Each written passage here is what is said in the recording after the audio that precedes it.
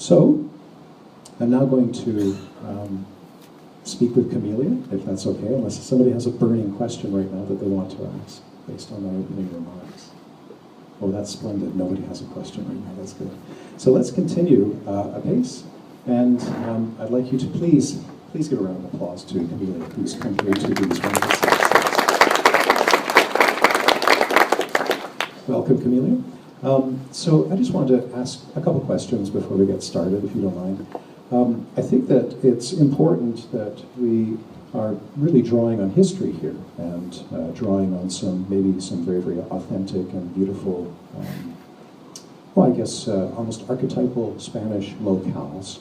And I just want to know, just off the top of your head, what images actually made you be drawn more so perhaps to one locale than another? And was there a color scheme or anything beautiful and vibrant that really sort of caught your eye when you were planning this? Yes, we did a lot of research into trying to find a period that would be suitable, and we were also looking at the graphic. It came up in the search when you look up 1930s Spain. You come up with all these beautiful. The graphic design of that period is everything that Carmen is about. There's the revolution, both sides. There's cigarettes. There's booze. There's travel. There's freedom. All of that kind of thing, and so we looked at a little bit of that. We have less of that in our production, but it sort of flavored our production a little bit, and sort of the boring. So there's a picture here. This is sort of the main picture that inspired the set. And we kind of worked a little bit backwards. Act 4 is the bull ring, but there was something nice about this image and color, the red, but also going along with the theme of destiny. You either go back the way you came, or you keep moving forward. And in our production, when I show you Act 4, how we're doing it, hopefully you get a sense of that. There's only one way for Carmen to go. Despite throughout the entire opera, her search for freedom, in the end, she ends up in the same place, and there's only one way to go. And so this is sort of one of our images, and there's something nice about this is between the audience and the bull ring, and so it's where the bulls enter the ring, and there's something nice about this in between space, that it's not quite public, and it's not quite private, and there's something that was interesting about it. So my second question actually has to do with the sense of, again, light and color, and the Spanish setting. So red is obviously a very powerful color, but there's also another color as well, and maybe perhaps we'll see a little bit more of it as you describe it when you talk about the plaza. And I think you've almost even alluded to it a little bit just now. But perhaps we should go into your presentation and find out a little bit more about how these beautiful colors are gelling together, and emotionally what they mean as matches to the opera itself. That's right. So I'm just going to go through, I won't go into too much detail of staging, but you'll get a flavor of where we're trying to go and our choices. So this is Act 1. And we're outside the cigarette factory. These doors are taken directly, the direct influence is a cigarette factory in Seville, supposedly the one that it was set at. And we've sort of simplified it a tiny bit, just to sort of abstract it a tiny bit. And this wall, it's a two-tone off-white wall, so it's a painted plaster wall. And it's a big curve. It starts downstage right, and it curves upstage. And this will resonate later. I probably already gave it away, but and it fills up. So we have our soldiers outside the factory, and they know what's coming. They know the girls are coming. So they're at the moment they're sort of watching the passersby come into town. Then the ladies come to work, and they're creeps. They're leering at the women, and we play a lot with that. Who's the bullfighter? Who's the bull? And men and women, that power struggle, sexual power as well. And Carmen comes out through our big doors, makes a big entrance. These are our kids. They have their moment, and we play a little bit. They play soldier. They also play bullfight, and so we use the children to sort of foreshadow some things that are going to happen a little bit. I'll just jump ahead a little bit. Then we go into Act 2, and it's a very big one. It's a bit dark. Anyway, so we go into Lila's Pastas, which is the inn, and or a tavern. Instead of an indoor tavern, we're sort of going with a sort of divey, totally makeshift, moonshiny bar, tavern, whatever. So our wall, part of our wall opens up, and the scene is set to create this sort of makeshift bar. It's much moodier, and it's at night. It's hard to tell by these photos because it's a bit bright in the projection. Escamillo comes out, and you get his famous song, He Rouses Me Up. And the very end, Carmen also, and the smugglers come. And at the very last moment of this act, they sing a song about freedom, Liberté. And we have a graffiti person coming out and painting Liberté. I'm going to cut that because that doesn't make sense. So, and sort of rousing up the smugglers and that story and their plan. And this is and then we have the entr'acte. Now this is going to be instead of a black scrim, it's going to be a red scrim, just because it's more interesting. And then we're in our mountain. So traditionally, this scene is set in the mountain. Sometimes it's set in a church in a mountain, a mission. Sometimes you hear it called, and it's where the sort of smugglers are hanging out. And instead of being really literal with the mountain, we made the mountain sort of the smuggler's lair. So the mountain is created with their loot, kind of thing. And this gives a lot of opportunities for the chorus to appear up and down, up and come down, come out through the darkness underneath. A lot of hiding places later for like Michaela, Don Jose, Escamillo, when they all come back in. And yeah. And then cleverly, hopefully, that this scaffolding becomes our seating for our Act 4. So those two units move upstage and become a place for our audience, to be our spectators to the bullring. And this is where hopefully that image comes back into play or resonates, that curving with this big giant red wall that curves into this space, again from upstage left all the way down to stage right. So that theme has been throughout the entire opera, that sort of trajectory for Carmen specifically. And then we have a slatted wall, which is we're taking a bit of sort of artistic liberty for that second wall so that we can see people coming. And basically the whole chorus will enter through that, and then the quadrille will enter through that as well, and they're cheering, and then the audience will eventually make their way up into the seats. And so you have this private moment down stage between Carmen and Don Jose. The chorus is watching the bullfight over top of them into the ring, which is down here.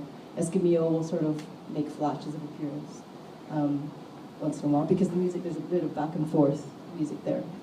And yeah, I'll keep going, and then they're good. I won't give the end. There's more to that. There's more to the ending at the end, but I'm not going to give it away. There's more drama to that than just that.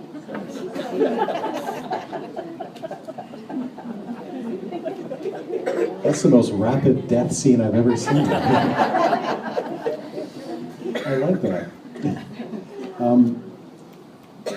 Set designers are wonderful because I mean, everything's sort of in the freeze sort of frame, but yet their minds work in great confluence and in tremendous sweep and direction. And I like the idea of the curve being a direction and a trajectory. Maybe we should talk a bit more about the trajectory. I think that, you know, I've sort of talked about the historical trajectory, and I think then it kind of gets put into this personal trajectory. Perhaps fate, destiny, and dare I use this word, inevitability. So do you want to comment on that from any perspective you like, from just working on the production team? That was one thing that we wanted to be, so traditionally this opera is very, very, very conventional designs are, for all four acts are completely different pieces of scenery, like large scenery. And each act has a very, very different look from each other. And that's great. It's quite an old-fashioned way of designing. I think there's something nice about trying to find a visual through line. For me, that's my approach, is to try to be economical visually, not just for money, not just for budget, but also visually, so that across the four acts, there's still a story being told, and it's not just about the setting. It's not just about the plaza, the bullring, the bar. there's got to be something more to it that underlies that. And so when we're thinking of the overall design for the opera, we're thinking of what that is: fate, destiny, inevitability, all of that. And so to me, there was just something nice about this sweeping shape to the space, and it's something I've not seen in other designs. I haven't seen that many Carmens, but that really, so that the space relates to the story. It's not just a setting. And that's what we were sort of after. And then we worked kind of a bit backwards. We saw that image of the bull ring, the in-between space, and there was something beautiful about that and what it meant, the in-between space. And go back the way you came or keep going forward. And so we wanted to try to capture that. So from Act 4, we worked kind of backwards. So even in my sketchbook, I drew Act 4 first, because I knew that was very clear. And then I worked back that way to try to keep, because that was a nice through line. That was a nice story being told visually throughout all 4 acts. And hopefully get that. So. Yet, when I look at that, I just wonder if Carmen and José are almost corralled, as it were, and somewhat penned in narrowly by an inevitability. And I'm wondering if that's the economy of means as well, that tries to bring that sense of a forced fate or destiny to a head. Just in light of that, then, my question is, I like the word economical a lot, because that suggests to me that there's a parsimony of how you want to work with your space. And does that factor into the drama in a manner of speaking that I've mentioned, or not at all, or are there some other points to that you can bring up? I'm not sure to answer that. I think it's just about clarity of telling the story, and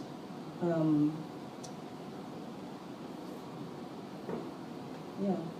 Okay, I could say it's always about the story. It's always, one thing that's beautiful about opera is that you have a story, you have the libretto as a narrative, but you have the music as a second narrative that you can design to, and I think it's just trying to honor both. And it's different from doing theater. You don't have that musical narrative. That's why I like designing opera. And you have a second one that you can also design to. And so I think it's just about clarity and not getting lost in a concept, not getting lost in a super, super abstract concept because it's going to be cool. Like, I think everything needs to relate back to the story we're trying to tell.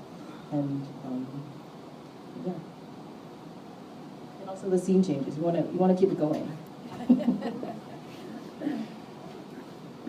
That's more or less what I was hoping for. Okay. Yeah, when you keep it simple, then you get something across that's very direct. And these sets really, I think, tend to give me that. Could you comment on the brightness and the yellows and the pallor of the set? Yeah, sure. I can actually show you if I can find the picture. It's just in our research. There's something about the heat. Let me try to get at this. The heat of trying to capture the heat of Spain, and sort of this. It just immediately sort of gives you that sense of, and sort of this sort of. It's a bit washed out in the projection, but that's kind of what we're going for, sort of the downtroddenness of this town, and we're sort of, this is a nice reference, this two-tone thing. So this was more narrative and more practical, but or architectural, but there was something nice to give us a flavor of where we are. But like this image is exactly kind of our color scheme, so of our wall and the red. There's something nice about that. What can't be seen is, and this is very difficult. Yeah, you see, if we just look at this a little bit more, if you look at, oh, that's magnificent. So that sense of that red on the projection is much deeper, and the shadow coming down extends down the wall much more. Instead, the wall is almost just completely, it's an enormous pallor compared to what's on the screen there, which is what I love, is that there's a sense that it's bleeding. Right? That the red actually bleeds down into the wall, which is what I like about a lot of those reds. That's not bad, but of course on yours it's just so much more beautiful and so much more vibrant, isn't it? Yeah, sure. But that reminds me of a Van Gogh painting. It's very, very realistic, and yet beautifully distorted as well. But I like the brightness of the yellows as well in the sets that you've designed. You know, sort of the dirt and the sense, but it almost has, again, the grit and that beautiful sense of verismo, of realism, of the piazza and what it actually can stand for as well. And we have the theme of the red comes out through the doors, obviously. You get peaks of the red wall. You sort of get peaks of the red from the very beginning, and then you get a little bit more red and a little bit more red, and so you sort of get hints. It's a very typical color, but it works for this opera. So, and those doors are red. So, what was I going to say? Oh, and also, because I'm just doing sets, and it's a great opportunity for the costume designer to use a lot of color to get more of the flavor of the period. You'll see more of that out of the costumes than you will of the set. It just, if I don't want to go too crazy with the set so that the costumes can then live. If both are crazy, if both are really colorful and bright, it's just a bit, it's too much. It's too much visually. And so to leave opportunities both for costume and for lighting as well. I don't want to be so neutral, but I want to also give them freedom, because I think there's more opportunities for color and for the flavor of the period in the costumes. So. Yeah, that's a wonderful comment too, because it leads directly to the next question, and that's the flow of set into costume and then into, inevitably, violence.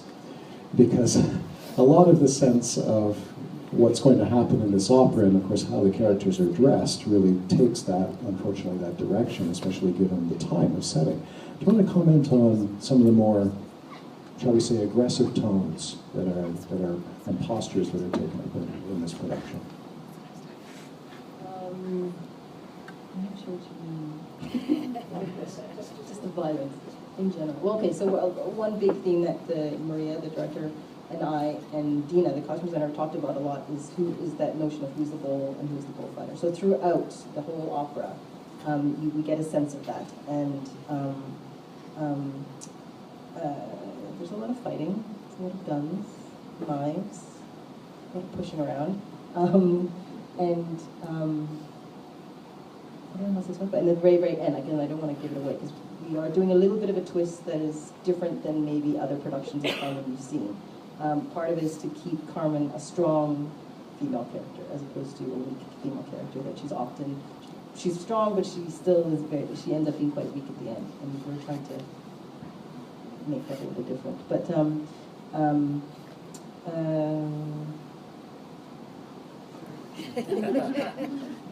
that's fine.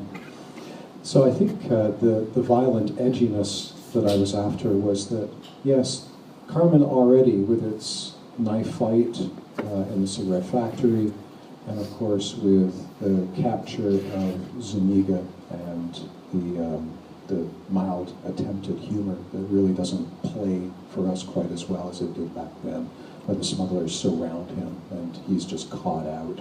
There are various scenes in which violence does actually come to the fore in this opera, probably more so than your average opera. And all I really was interested, I think, in finding out was in this production, is that played on just a little bit more, given the theme, given the colors, and given the fact that there are weapons on stage. Is it just sort of the same as always, or?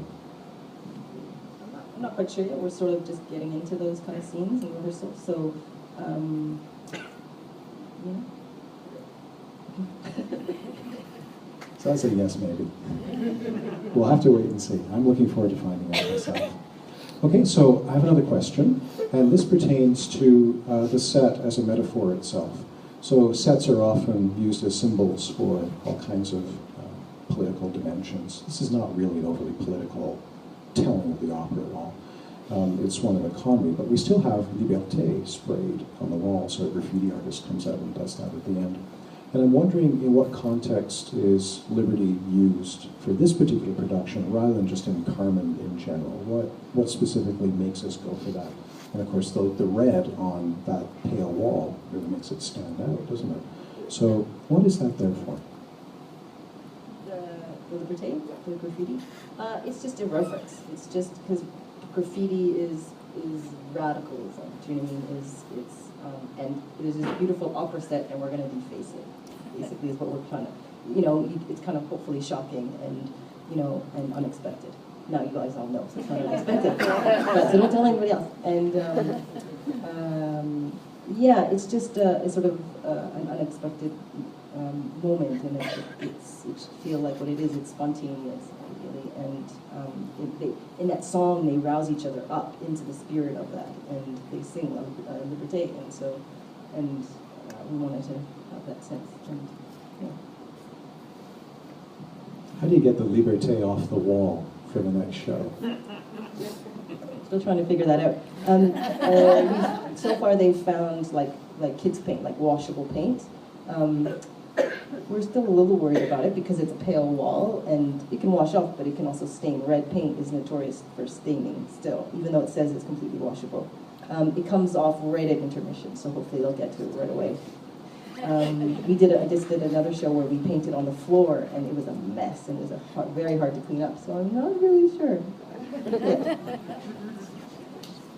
Also, there's a reference at the beginning of Act 2. It's one of my favorite moments in all of Carmen. It's where Carmen sings about the marriage, the very, very uneasy marriage between music and dance. And it's one of my absolute favorite times. And of course, as she sings each verse, it gets faster and faster and faster until finally everybody dances in a frenzy at Lilias Pastos. And that's a great moment, just not so much of, I think, Spanish color. I mean, we just sort of take it as a Spanish moment, but it's almost like a way of saying that uneasy tension that could border on violence at any moment, and it could actually turn pacific the next. We're never really sure. That music and dance is such a remarkably vibrant, creative moment. Really always appeals to me. And I'm wondering, because there are always these two narratives, and you do love to, of course, do sets and even costumes as well for opera. You are remarkably well-trained, diversely trained in both. You studied with masters in this country. I'm wondering, in looking at that marriage between music and dance in Carmen, and in how just generally you work and you go about what you do, how do you feel when you are working about taking on a new project, thinking about, well, how does the music and how does dance and how does all of these art forms come together in my set? You try and make it simple. You want to work with the economy of means, and I think that's great. You want the story to go through. But so one of the reasons why I wanted to show the slides is because it shows people in the slides. If I just showed you the model, it looks very sparse. And even in rehearsal hall, we're like, oh, do we need more chairs? And I'm like, I have to keep saying that. No. When the whole chorus is on stage, they finish the picture.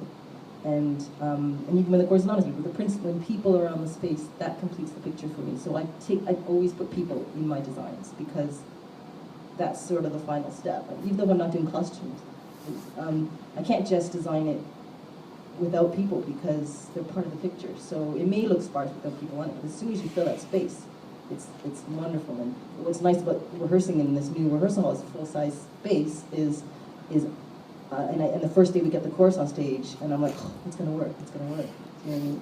And that's really sort of reassuring. And so, yeah, I can't ignore. I don't ignore, even if I'm only doing set, I don't ignore the characters and what their intention is, because I need to know what's going to happen in the space. And again, they for me, they finish the picture. It's not just people aren't just plugged in. So, yeah. is there tension in your set? Is the curve perhaps tense? Or is it not really something that you were thinking of, and the tension just is going to be someplace else? I'm not sure. I think hopefully it creates a bit of unease because it's asymmetrical. It's completely asymmetrical, and it comes across the space in an unexpected way. And whenever you try to go across the set like that, and as diagonals instead of like straight lines, people sort of it's always jarring. Hopefully, and how's that going to move? How's it going to fly? And so that hopefully we have a bit of a sense of danger in terms of that, and maybe more so in Act 4 than anything, or even Act 3, because they're quite high up. I don't know, we'll see. With lighting too. I didn't ask any questions about lighting because it's always so hard to know even at this point, but I bet lighting's going to make a really wonderful difference, and I'm certain it's going to really augment the wonderful set that you've made. That's terrific. So I think if no one minds, and I'm sure no one will mind, but I'm going to stop talking now. And I'm going to throw the floor open for questions to both of us, but hopefully mostly Camellia. So are there any questions, please? Yes? When did Jose become Jose? The question is, when did Jose become Jose? And the answer is always, because of course Jose in Spanish gets turned into French, which is Jose, and that's why. So you hear both. It's a convention. Oh, Yeah. okay. Yeah. You will always say Jose to me. No, it's quite all right. You know, I mean, and you get both, right? You'll hear both. You'll hear it. People literally taking it right off the opera and saying it's Jose from the French. But yeah, but you know, of course it should be Jose, without a doubt. Yeah. Next question. Yes. Camellia, you used we a lot when you started talking, and I want to know who are the we that you're thinking of? So who is the we in the production? Well, it's never just me. So with any design, it's never just me. It's not me sitting in my studio coming up with the designs and making a pitch to the director going, I want to do this. It shouldn't be. A lot of designers do that. Hopefully I don't do that. And so we is always me and the director. Oftentimes it's me, the director, and the costume designer, Dina. Sometimes we is me, costume designer, and David Fraser, the lighting designer. So it's always a we, hopefully. And because I don't come up with the ideas all by myself, I will have some ideas that I'll present to the director, and the director will come to me. One of the first questions I ask the director is, "What's our take? How do we want to? Whose story are we telling? And what's our take?" And so sometimes the director comes to me and they know that this is what I want to do. Okay, so I got to work around that. Sometimes they don't know, and it's the two of us coming up with it together in our research. Those are the kind of collaborators I really like. And when I work with Maria, it's very much so like that. And yeah, and then we include the other collaborators as well. And if I was in costumes, it also includes the singer. So as a costume designer, I would have some ideas, but also want their input as well, because they have to live in it for the whole opera. So theater and opera, it's always very collaborative. It's never just me, and that's why we see we. Next question. Yes. The all-female creative team, did that seem to make a difference and noticeably in the approach to this show because of the female approach towards violence or all the interaction? Did you sense any difference than you would have elsewhere? I think it does make a difference. I think Maria's take on what she wants to do with Carmen, keeping her strong, I think is definitely unique. I don't know how many productions of Carmen have been actually directed by women. So it would be interesting to find out. And I know I'm assisting on another production of Carmen. He has a very different take. To him, the story is about Don Jose. So I'm like, oh. So, and this person, he's doing his ending, it's like, So I kind of like this version because obviously I can relate. And, you know, so I think it does absolutely make a difference. And in terms of design, I'm not sure. I don't know. I don't know if I'm a more masculine or feminine designer, I'm not sure. But in terms of overall, I think it's kind of interesting. And I think more women need to be working in opera anyway, so, yeah. That was a great question, because I think it also points out perspectives all the time, not just a director theater, you know, sort of the Regierungsteater era in which we live, where the director becomes as much co-author as the composer, which is the nature of the 21st century. But it also really underscores, too, that there's many approaches. An opera will never die because precisely of that reason, because there are many approaches. And I'm glad for that as well. Next question. I know there's one more out there because I saw another hand go up. Yes? I'll ask you. It's actually a fairly simple question for Camellia. Did you go to Spain and take these photos yourself, or did you get the photos that you used to inspire yourself some other way? I wish I went to Spain. No, it's all through research, through books, and through online. And now it's super easy to do research. You can find everything now. And some books you can't, stuff that you can't find online. And yeah, so we now there's wonderful things like Pinterest and stuff like that. So between the director and Dina and I, we can share images all together, and so that we're all on the same page and we all have the same sort of flavor. It's like, oh, I saw this picture. What do you think? And it might not be a costume. It might be something, but something that struck Dina in terms of color that she wants to use, and I find something that I want to use, and so we share so that we also don't we don't conflict each other in terms of our color choices or in terms of what we want to try to do. It's all about communicating with each other. Again, going back to the we question. So it's all about we're working together on the same project. So yeah. I think that's a great question because it highlights the importance of research.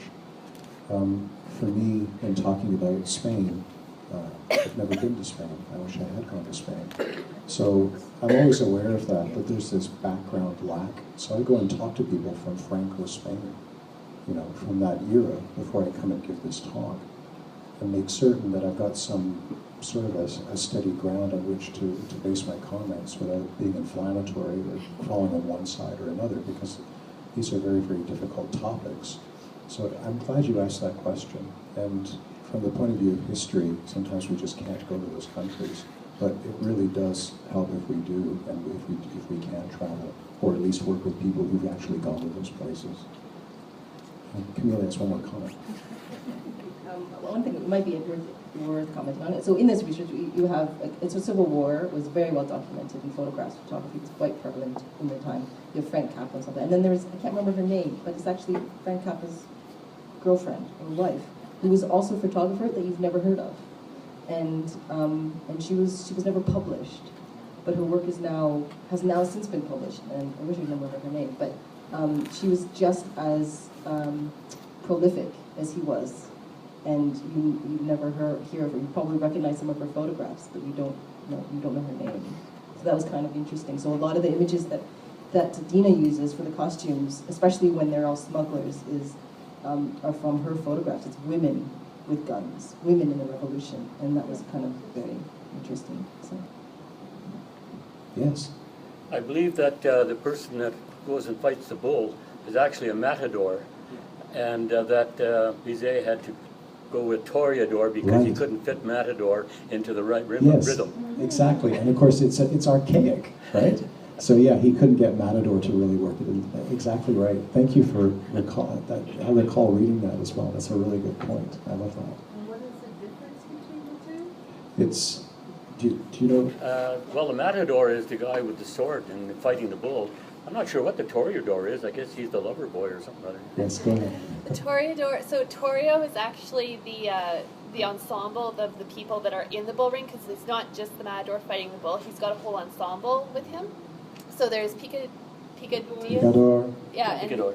Banderillos, yeah. Banderillos, the chulos, who are the guys that clean up. Banderillos help sort of drag it around, I think, later at the end. I can't remember. And there are other sort of assistant matadors, sort of lower rank, that help out as well. Yeah, so so passing the sword, passing his. So Toreador is plural? a Toreador doesn't exist. A Toreo is the ensemble. Bizet created the word Toreador to fit his song. It just sounds great because it's got the word bull, toro in it, right? So it's just got to be real. But it's actually a collective noun, in fact. More questions?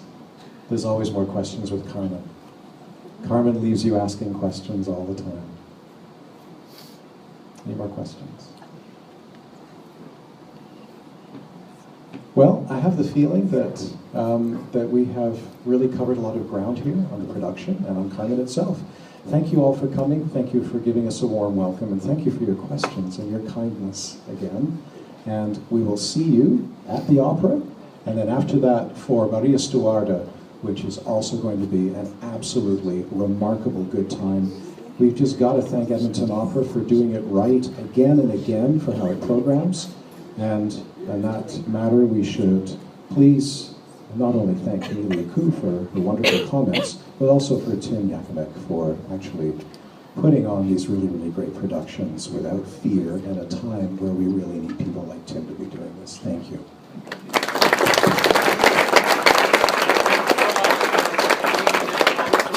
To delve in and dive deep and find things that we've never heard about before with the production.